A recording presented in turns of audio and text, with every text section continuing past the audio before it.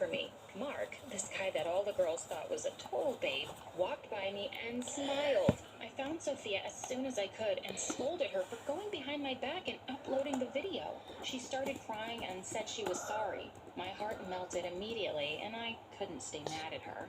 Actually, with all the attention we were getting, I couldn't decide if I should be happy or upset about the video going viral. My confusion didn't last too long. Sophia and I got called into the principal's office in the 4th period. We went into the principal's office. Long story short, every adult in the building was a fire-breathing dragon. Do you want Miss to T and be Faulkner friends were in with the a office, and YouTuber? they were furious. Talbert had clearly been crying. Faulkner looked like somebody had punched him.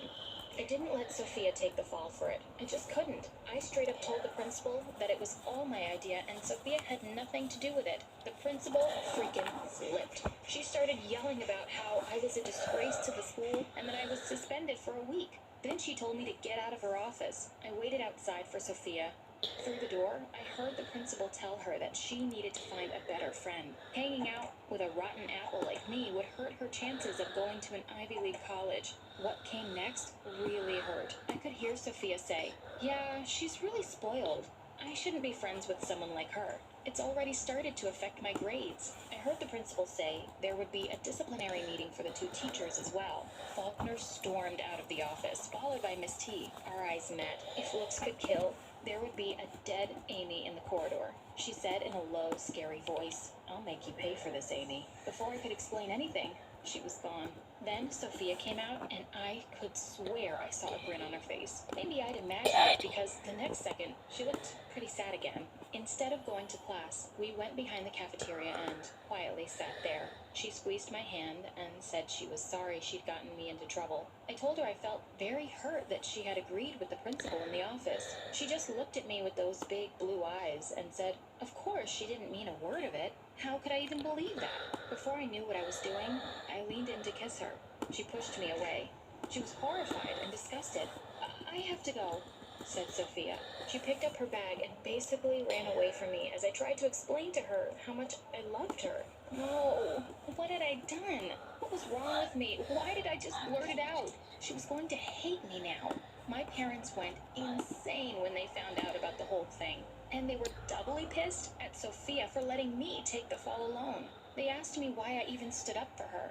I wasn't ready to have that conversation, so I yelled at them and told them to mind their own business. I was grounded for a week. I was an overnight hit at school, though. Turns out, going against a teacher everyone hates makes you really cool. Okay, I did. Miss T and Faulkner got fired. Also, And Faulkner had press. broken up with her and put the entire blame on her. I was a legend around school. I was getting texts and calls from people I didn't even know existed, and getting invites to all the coolest parties. Sophia had always said she hated those parties, so we never went, but now I could go. This was awesome. I sneaked out late at night to a party that weekend. People greeted me like I was a celebrity. I was getting high fives and smiles from everyone. Then I saw Sophia a few feet away, dancing, Okay, laughing with a then. bunch of people around her. I was Here so I shocked. come. I thought she hated these noisy parties. It really didn't look like her first one. What is going on with her? The next day, I noticed Sophia had blocked my number. I was devastated that my best friend had turned so cold-hearted. Eventually, I figured I could use the attention I was getting to forget about Sophia. Everyone seemed to think that I was a rebel, so I became one. I started hanging out with the other rebels, and I even started dating Mark. Mark had a motorbike and barely even went to school. I figured Sophia might even be jealous. Besides, if Sophia ever spilled my secret, dating him was a good way to cover things up. I spent the next few weeks doing extremely stupid stuff with my new friends. I was ditching school all the time and staying out late. We would go around the neighborhood on bikes and throw eggs at people's cars and houses. On one of our eggscapades, Mark was driving really fast and his bike slipped, and we both landed hard on the street. I had scrapes all over my arms and knees. After that, my parents pulled me aside and asked me what was going on with me. They told me that they barely recognized me with my crazy new hair, and it wasn't like me to behave this way. People had been telling them so many bad things about me. "You have no idea what I'm going through," I yelled. "Just leave me alone." And they did. I felt miserable. I sneaked out after Mom and Dad had gone to bed to Mark's place. We were just hanging out when Mark suddenly tried to kiss me. I pushed him off. He looked surprised and asked me if I was gay or something. How did he know? He simply shook his head and said, said, "Lucky guess." I ended up telling him everything. I said that I was sorry I'd been pretending to be into him, but I made him swear he wouldn't tell anyone. He was actually pretty sweet about it. He said it was okay and my secret was safe with him.